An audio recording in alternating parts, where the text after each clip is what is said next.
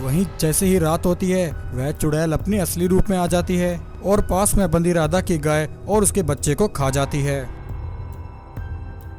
एक बार की कहानी है। राधा अपनी बेटी सीमा के साथ जंगल में गाय चरा रही होती है। तभी गाय चराते हुए सीमा को बहुत प्यास लगती है। वह अपनी माँ से कहती है, माँ, मुझे बहुत प्यास लगी है, मुझे पानी पीना है। ठीक है बेटी, तुम यहीं रुको, मैं अभी तुम्हारे लिए पानी लेकर आती हूँ। यह कहकर राधा जंगल में पानी तलाश करती है। तभी उसे पास में एक कुआं दिखाई देता है। राधा उस कुएं के पास जाती है।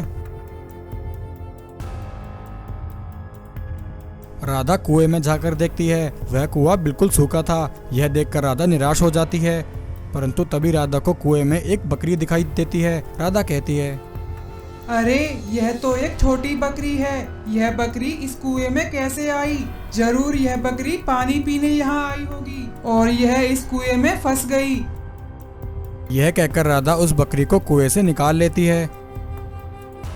यह बकरी तो बहुत सुंदर है, सीमा इसे देखकर बहुत खुश हो जाएगी। राधा उस बकरी को लेकर सीमा के पास आ जाती है। सीमा उस बकरी को देखकर कहती है, माँ, यह बकरी तो कितनी सुंदर है, यह तुम्हें कहाँ मिली? बेटा, यह बकरी मुझे एक कुएं से मिली है। यह पानी पीने के चक्कर में उस कुएं में फंस गई थी। मैं इसे निकालकर तुम्हारे पास ले आई। माँ, यह तुमने बहुत अच्छा किया। अब हम इस बकरी को पालेंगे और इसे अपने साथ रखेंगे। वह उस बकरी को लेकर अपने घर आ जाती है। सीमा उस बकरी के खाने के लिए उसे चारा डालती है और उसका ख्याल रखती है। वहीं जैसे ही रात होती है वह चुड़ैल अपने असली रूप में आ जाती है और पास में बंधी राधा की गाय और उसके बच्चे को खा जाती है और कहती है, अच्छा हुआ यह औरत मुझे अपने साथ यहाँ ले आई। अब मैं इन जानवरों और इंसानों को खाकर अपनी शक्तियाँ बढ़ाऊंगी। फिर जल्दी ही यह श्राप खत्म हो जाएगा और मैं अपने असली रूप में आ जाऊंगी। सुबह होते ही राधा और उसकी बेटी अपनी गाय को तलाश करती है। वह देखती है कि उसकी गाय वहाँ से गायब है। माँ, हमारी गाय तो यहीं थी, वह यहाँ से कहाँ चली गई? यह कहकर राधा और सीमा निराश हो जाती हैं। वहीं उस रात जब सभी गांव वाले सो जाते हैं तब दो लालची चोर राधा के घर में चोरी करने आते हैं। तभी उन चोरों की नजर उस बकरी पर पड़ती है। अरे भाई, जरा देखो, यह बकरी तो कितनी हट्टी कट्टी है। चलो भाई, इस बकरी को उठा लेते हैं, हम इसे बाजार में ले जाकर बेचेंगे। इसके बदले हमें बहुत अच्छा पैसा मिलेगा। हाँ चलो भाई, इस बकरी को उठा लेते हैं। यह कहकर वह दोनों चोर उस बकरी को उठाने जाते हैं, परंतु उन्हें क्या मालूम था कि वह बकरी एक चुड़ैल है। जैसे ही वह दोनों चोर उस बकरी के पास आते हैं तभी चुड़ैल अपने असली रूप में आ जाती है और उन दोनों को अपनी शक्तियों से वहीं मार देती है और उन्हें मारकर खा जाती है। फिर वह बकरी चुड़ैल गांव में निकलती है और गांव वालों के सभी जानवरों को एक एक करके मारकर खा जाती है और अपनी शक्तियां बढ़ाने लगती है। सुबह गांव में जानवरों के लापता होने की खबर तेजी से फैल जाती है। अरे भाई, कल रात से मेरी गाय लापता है। हाँ भाई, मेरी भी बकरियां कल रात से गायब हैं। अरे भाई, ये हमारे गांव में क्या हो रहा है? हम सबके जानवर एक साथ कहाँ जा सकते हैं? तभी गांव के एक साधु बाबा वहां से गुजर रहे होते हैं। सभी गांव वाले साधु बाबा से कहते हैं, बाबा जी, हमारी मदद कीजिए, हम सब गांव वाले बहुत परेशान हैं। कल रात से हम सबके जानवर अचानक से गायब हैं। आखिर एक रात में हम सबके जानवर एक साथ कैसे गायब हो सकते हैं? बाबा जी, अब आप ही कुछ बताइए। तब साधु बाबा अपना ध्यान लगाते हैं और देखते हैं कि यह सब एक चुड़ैल ने किया है जो कि एक बकरी बनी हुई है। यह देखकर साधु बाबा उसी समय राधा के घर पहुंचते हैं और राधा को उस बकरी के बारे में सारी बात बताते हैं। राधा और सीमा साधु बाबा की बात सुनकर हैरान हो जाते हैं। राधा, तुम्हारी गाय और गांव वालों के सभी जानवरों को खाने वाली यही बकरी चुड़ैल है। इस चुड़ैल पर एक श्राप लगा है। यह अपने श्राप को खत्म करने के लिए जानवरों और गांव वालों को मारकर खा रही है और अपनी शक्तियां बढ़ा रही है। राधा, तुम इस बकरी को जहां से लेकर आई हो, इसे वहीं छोड़ आओ। साधु बाबा के इतना कहते ही वह बकरी चुड़ैल अपने असली रूप में आ जाती है और राधा और साधु बाबा पर अपनी शक्ति से हमला करती है। चुड़ैल की शक्ति से साधु बाबा और राधा दोनों वहीं बेहोश हो जाते हैं। यह देखकर सीमा बहुत ज्यादा डर जाती है और वहाँ से भाग जाती है। सीमा भागी भागी नागराज के पास जाती है और उन्हें सारी बात बताती है। नागराज, साधु बाबा और मेरी माँ को एक बकरी चुड़ैल ने अपनी शक्तियों से बेहोश कर दिया है। वह उन्हें खा जाएगी। आप कृपया करके मेरी माँ को बचा लीजिए। सीमा की बात सुनकर नागराज बिना टाइम गवाए उस बकरी चुड़ैल के पास पहुंचते हैं। नागराज को वहां देखकर बकरी चुड़ैल कहती है, नागराज, तू मेरे बीच में मत आ, चला जा यहाँ से, नहीं तो तू भी नहीं बचेगा।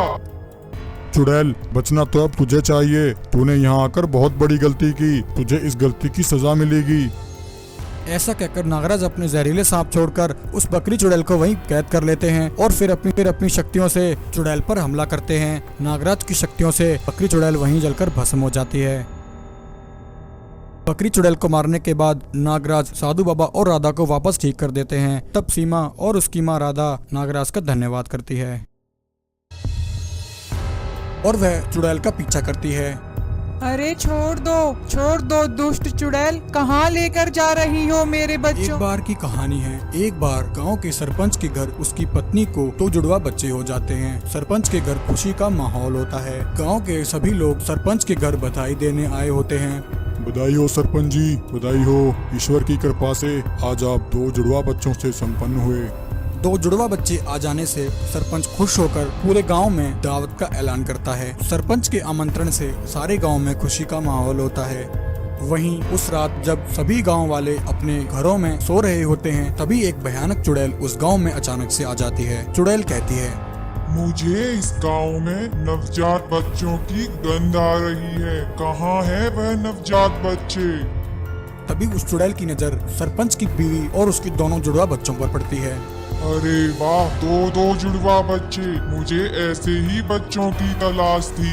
वह चुड़ैल उन दोनों बच्चों को उठा लेती है और उन्हें लेकर वहां से भागने लगती है। तभी इतने में सरपंच की पत्नी की आंख खुल जाती है और वह चुड़ैल का पीछा करती है। अरे छोड़ दो दुष्ट चुड़ैल, कहाँ लेकर जा रही हो मेरे बच्चों को? कोई बचाओ मेरे बच्चों को।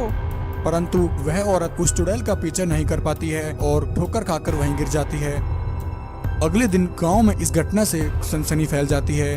अरे भाई, यह तो बहुत ही बुरा हुआ। हाँ भाई, मैंने भी सुना। कल रात एक चुड़ैल सरपंच जी के दोनों बच्चों को उठाकर ले गई। वहीं गांव में एक किसान के घर उसकी पत्नी भी गर्भवती होती है और उसे भी बच्चा होने वाला होता है। किसान की पत्नी कहती है, अरे जी, यह हमारे गांव में क्या हो रहा है? मुझे तो डर है कहीं हमारे बच्चे के साथ भी ऐसा कुछ ना हो जाए। और अगले दिन उस किसान की पत्नी के भी एक बच्चा हो जाता है। गांव में हुई बच्चों की चोरी से वह किसान भी चिंतित होता है। वहीं उस रात वह भयानक चुड़ैल फिर से गांव में आ जाती है। आज फिर से मुझे इस गांव में नवजात बच्चे की गंध आ रही है। लगता है फिर से किसी के घर बच्चे ने जन्म लिया है। चुड़ैल किसान के घर को ढूंढ लेती है और उसके बच्चे को उठाकर ले जाने लगती है। किसान और उसकी पत्नी अपने बच्चे को बचाने के लिए उस चुड़ैल का पीछा करते हैं, परंतु वह दोनों उस चुड़ैल को नहीं पकड़ पाते हैं। उधर वह चुड़ैल उस बच्चे को लेकर अपने चुड़ैल गुरु मुर्गी चुड़ैल के पास पहुंच जाती है। मुर्गी चुड़ैल कहती है, शाबाश मेरी चुड़ैल, अभी मुझे 2 और नवजात बच्चों की जरूरत है। 5 बच्चे होते ही उन्हें खाकर मेरा यह श्राप खत्म हो जाएगा और मैं इस मुर्गी रूप से आजाद हो जाऊंगी।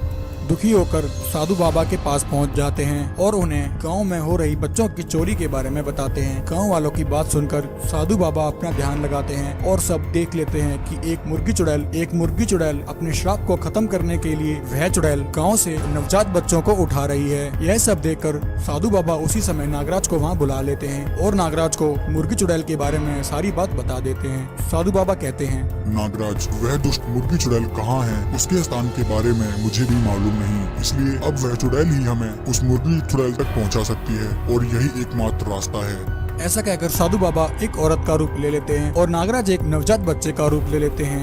रात होते ही चुड़ैल नवजात बच्चों की तलाश में गांव में फिर से आती है और एक आंगन में नवजात बच्चे को देखकर वह उसे उठा लेती है और उसे लेकर मुर्गी चुड़ैल के पास आ जाती है और कहती है, हे चुड़ैलों की रानी, देखिए मैं आपके लिए एक और नवजात बच्चा ले आई। उस नवजात बच्चे को देखकर मुर्गी चुड़ैल उसे पहचान जाती है कि वह बच्चा और कोई नहीं बल्कि नागराज है। मुर्गी चुड़ैल कहती है, अरे मूर्ख चुड़ैल, यह तू किसे उठा लाई? इस बच्चे को इसी समय वापस गांव में छोड़ कर आ। तभी इतने में नागराज अपने असली रूप में आ जाते हैं और उस चुड़ैल को अपने एक ही प्रहार से वहीं मार देते हैं। चुड़ैल को मारने के बाद नागराज अपनी शक्ति से मुर्गी चुड़ैल को वहीं आग में जलाकर भस्म कर देते हैं।